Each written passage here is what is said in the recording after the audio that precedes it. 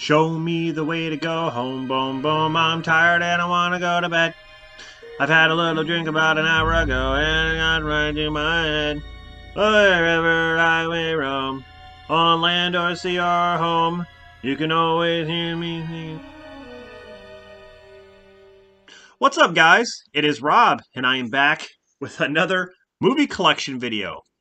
And I know my singing sucks, but if you can't already tell, I'm going to be going over the Jaws franchise, the best franchise ever made. My movie collection series is basically where I go over movies of a certain franchise and show you guys every single movie within that franchise. So, I have here all 4 Jaws films on DVD. You got Jaws. You got Jaws 2, Jaws 3, and my favorite, Jaws the Revenge. The Jaws series is kind of one of those... It's one of those franchises where you don't consider it a franchise. It's just like, what do you think of the Jaws series? Oh, I love Jaws. It's like, what do you mean you like? I love the Jaws movie. Like, what about Jaws 2 and Jaws 3 and Jaws... No, I love Jaws. Like, that's all you hear. The first Jaws is a masterpiece. There are quite a few films that I consider masterpieces, like the first Terminator, Alien, Rocky, The Goonies, Jaws. You know, I love all those movies. They're just fantastic. And this is the film that scarred me for life. I didn't want to go into the water at all. No matter what, if it was an ocean or a lake. I go swimming sometimes in one of the Great Lakes. I forgot which one it is. They're in Michigan. And, you know, the Great Lakes actually look like an ocean because when you're sitting there on the sandy beach, you're looking out and you cannot see anything. You can't see nothing but water. It looks like an ocean. The Great Lakes, I mean, obviously it's fresh water, so there's no sharks in it. But in my mind, because of this movie, in my mind, I'm thinking, I'm not falling for that shit. I'm like, how do I know there's nothing out there that's going to take me down? I'm walking out there in the Great Lakes. I'm walking out there in the water up this high, and I'm like, that's it. I'm like, I'm delirious. Like, I can't think for myself because I keep thinking that something's going to... I keep thinking I'm going to see a fin. Okay? I'm not falling for the lies. How do I know there's no sharks? Anyway, that's what this movie does.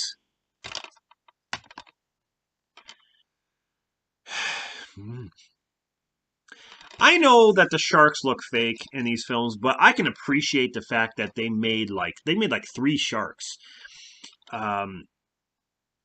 What I like about that, it was something that was actually there and something that they actually had to act around instead of acting in front of something that's not there, like CGI. Like pretending something's there. Because your reaction's going to be different. If there's something that's actually there, your reaction's going to be a lot different. You're going to react a lot more natural than you are with something you're pretending too hard. You know, that you're acting like something's there, like, oh, haha, like you're talking to the fucking air. You know, whatever. I can appreciate they used the practical effects, and there were times they did it so well that, you know, I applaud them. You know, a lot of times they use the camera tricks where they didn't actually show the shark. They actually, you know, pretended like the shark was there under the water while the person is acting like they're getting bit or whatever. And the barrel's going under the water and stuff like that. That was really good stuff. And then the fin, of course, coming out of the water was great.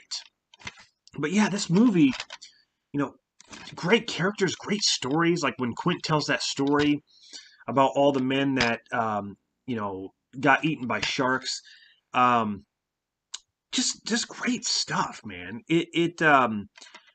God, they don't make movies like this anymore. And to be honest, no other shark film to this day has ever passed this movie. The only one that comes close is probably The Shallows. That's pretty to me. Okay, The Reef was actually pretty good too. And they used real shark footage there, and it wasn't. It was kind of like they reused the shark footage.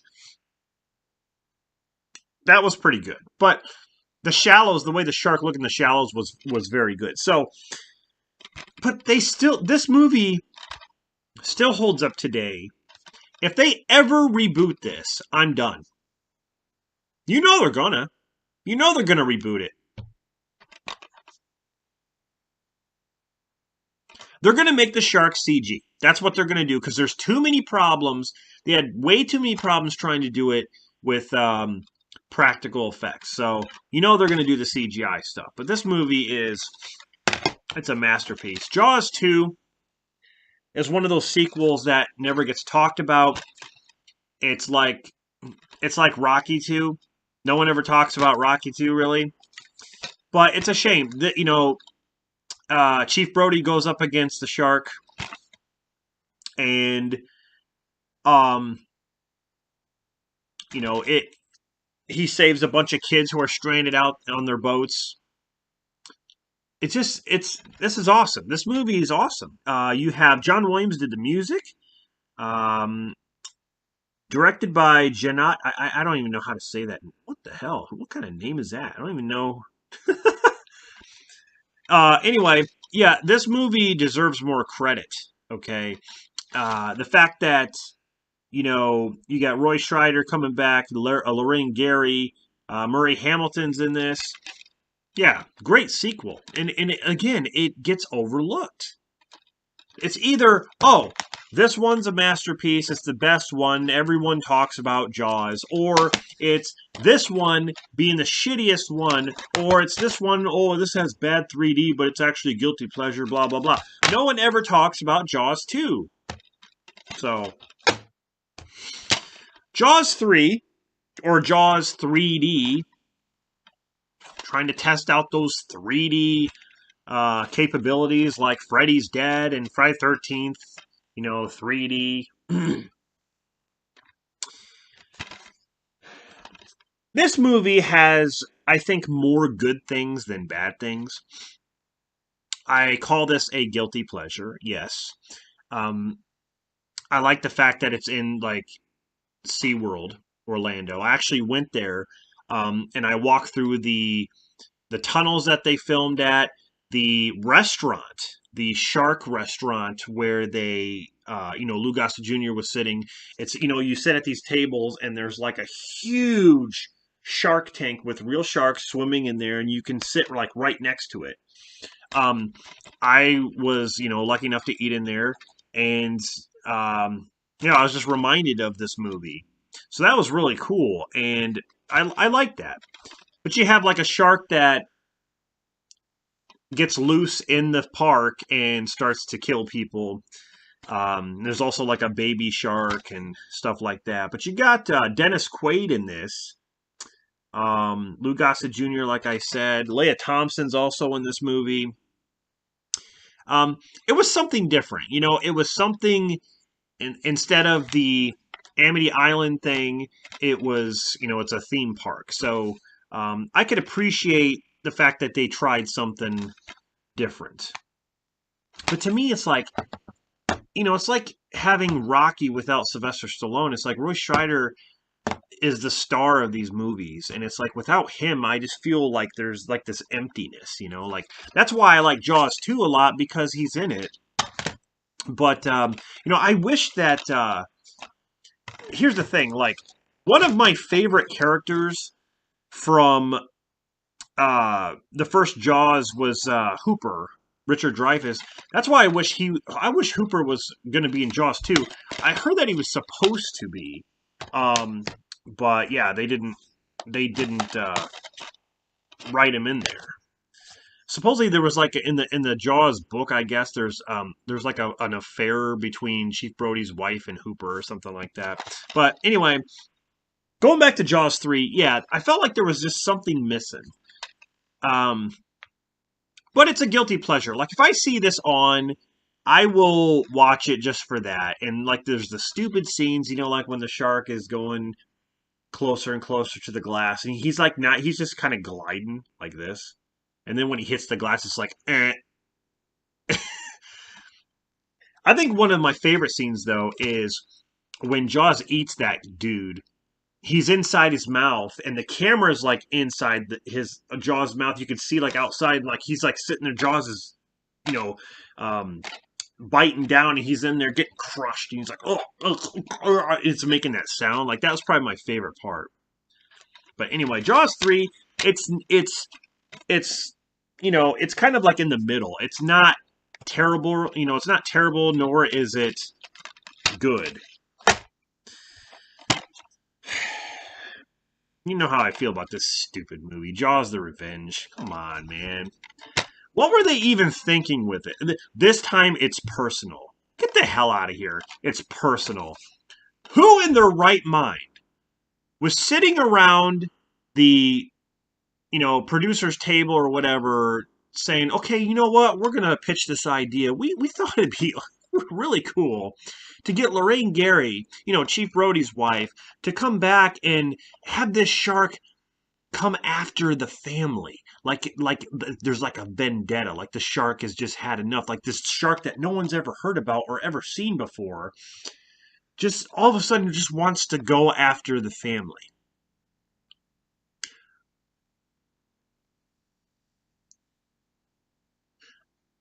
I mean, there's stupid ideas, and then there's um ridiculously fucking stupid ideas, and that's this. I don't understand. Joseph Sargent directed this. It's got like I said, Lorraine Gary, Michael Caine, and his stupid plane slash boat thing that they tried to make this love interest between Michael Caine and her because Chief Brody's, he's gone. Obviously, he died because of fear. That's what she says. She says your father died from fear. So he died because he was scared of the sharks? Let's see. He killed one shark here. Smile, you son of a bitch. And then he killed another shark here. So you're telling me he died from fear?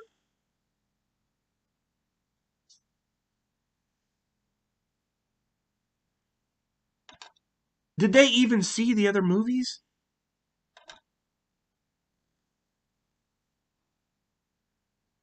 So this shark is mad. It's mad.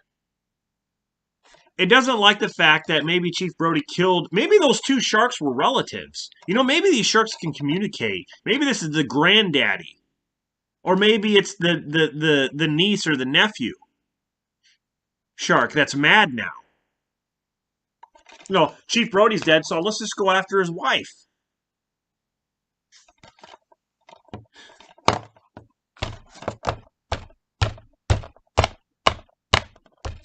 I'm sorry. I don't know who. I have no words. I have no words to this. It's so stupid. The shark is like fucking 50 foot long in this too. Like what? Why is this a megalodon? Like what is this? You thought the shark looked fake in the first movie? Watch this. The shark comes out like a goddamn dolphin, like sitting like this. He comes out standing up, and then the ship like stabs the shark and explodes.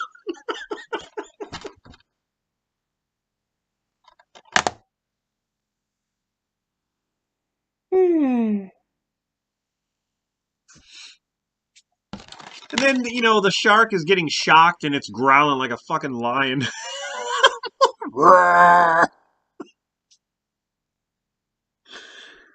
Oh my god. This movie is beyond awful. This has to be the worst, if not one of the worst movies ever made. And that factors in everything: story, characters, acting, effects. Why do I even have this? I have this to complete the collection. Now I can say I got 4 of them. But I'm only going to watch 2 of them.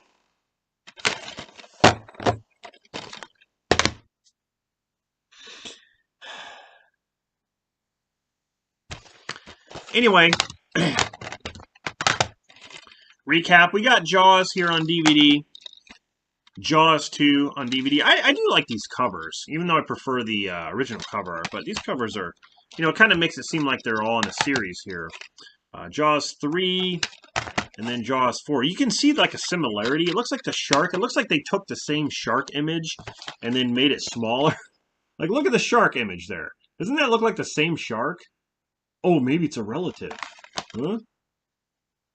Looks like the same shark image. It's like they switched it around or something. Anyway, those are the Jaws movies on DVD. Sadly, I only have, well, I have the first Jaws movie on Blu-ray, I think 4K, but all the other ones I don't. So I don't even have them on Blu-ray. Anyway, I guess that tells you what I think of the series.